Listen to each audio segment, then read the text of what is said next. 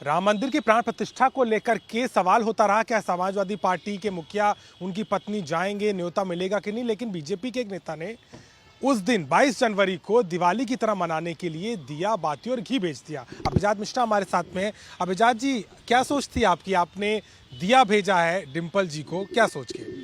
देखिए, जिस प्रकार से उनका बयान आया कि उनसे किसी पत्रकार मित्र ने पूछा कि आप दीपावली उस दिन जो है 22 तारीख को अपने घर में दिए, घी के दिए जलाएंगी, तो उन्होंने कहा कि नहीं, भारतीय जनता पार्टी के लोगों को चाहिए वो गांव-गांव जाएं और लोगों के घर में घी भेजें और दिया भेजें तो वो लोग जलाएं, ताकि वो लोग जला पाएँ।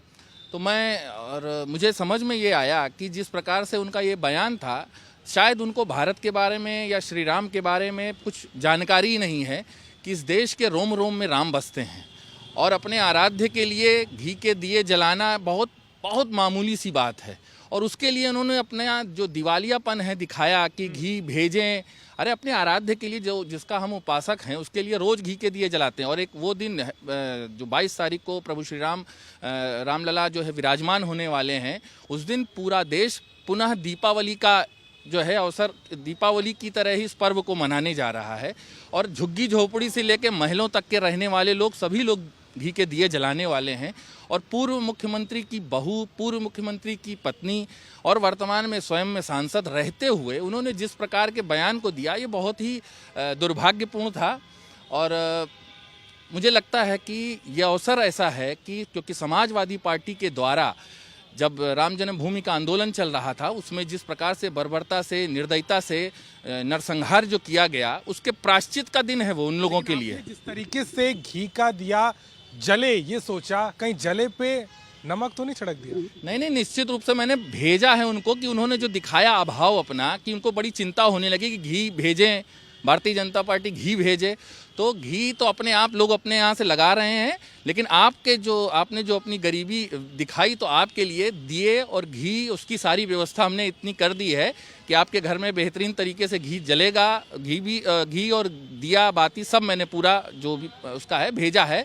और ये उनको जला करके अब सिद्ध करना पड़ेगा कि वो राम भक्त हैं या राम विरोधी हैं। कांग्रेस ने तो साफ तौर पर मना कर दिया कि वो इस कार्यक्रम में नहीं शामिल होंगे। कुछ बड़े नेताओं ने भी नहीं आने की बात कही है।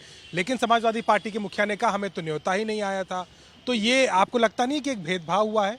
नहीं, उनको भी न्योता भेजा गया है। अब उन्होंने ये कहा है कि जब भगवान श्री राम उनको न्योता देंगे तब वो जाएंगे। तो ये साफ साफ दिखाते हैं कि उनकी जाने की इच्छा ही नहीं है।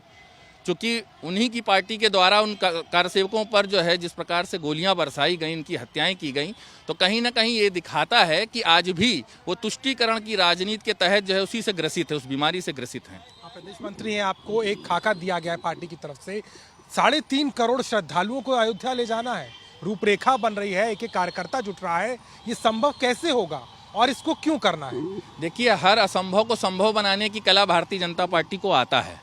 और उसने भारतीय जनता पार्टी के इतिहास में आप जब देखोगे तो बहुत सारी ऐसी चीज़ें हैं जो असंभव मानी जाती हैं, लेकिन भारतीय जनता पार्टी के कार्यकर्ता उन सभी असंभव चुनौतियों को संभव करके दिखाते हैं। तो ये इतना बड़ा कोई टास्क नहीं है। और पूरी पार्टी के सभी कार्यकर्ता एकदम जुट करके जो 2.5 करोड़ का जो टारगेट है वो बहुत ही बखूबी जो है उसको पूर्ण किया जाएगा। गांधी की न्याय यात्रा का काट है क्या ये जन सैलाब? नहीं, उनकी न्याय यात्रा और उनकी पद यात्रा, उसका कोई मूल्य नहीं है इसके सामने। ये अपने आप में एक बड़ा आंदोलन था। 500 वर्षों से लगातार ये आंदोलन चल रहा था, जिसमें 5 लाख से अधिक राम भक्तों ने अपने जीवन को बलिदान दिया है। और यह एक भारतवर्ष के लिए और दुनिया के लिए एक बहुत ही इतना बड़ा आंदोलन कोई भी नहीं रहा है दुनिया में, जिस पर इस तरीके से विजय प्राप्त की गई।